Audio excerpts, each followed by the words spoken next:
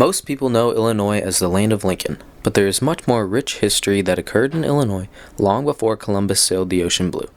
This includes the history of the ancient Cahokia Mounds, an ancient Native American city whose remains are being preserved and studied by professionals of today. I am standing here in Collinsville, Illinois at the original site of the Cahokia Mounds. Directly to my east is St. Louis and the Mississippi River. Now this city was believed to be inhabited from 700 to 1400 after death and started with a population of about 1,000 civilians and at its highest point grew up to 100,000 people. This city was 6 square miles big and mainly consisted of mound builders and a lot of agriculture.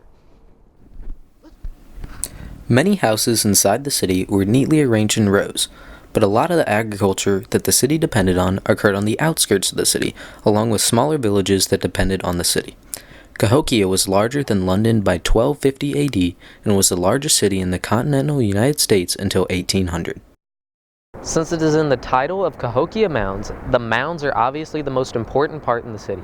I am standing here in the center of the city on top of the tallest mound named Monk's Mound. It is 100 feet tall and 800 feet wide and is most likely where the governor of the city lived.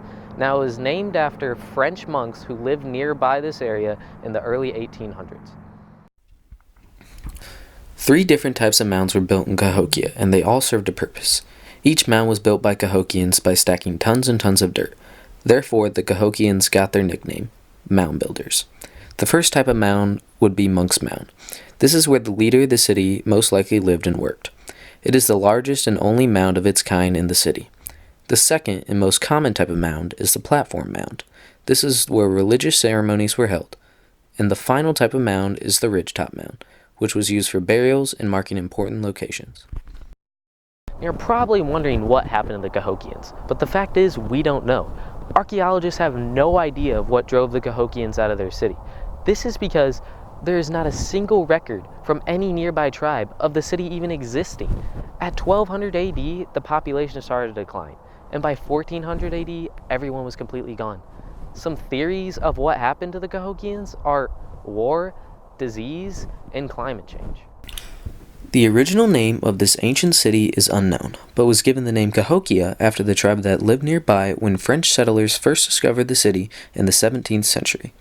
There is much that is still a mystery involving the Cahokia Mounds and what occurred there. Human bodies have been dug up from the ground, and the remains of multiple sun calendars have been found and preserved. Even though there is a lot we do not know about Cahokia, and most likely never will, we can still observe and learn about what we do know to higher educate ourselves about ancient Illinois history.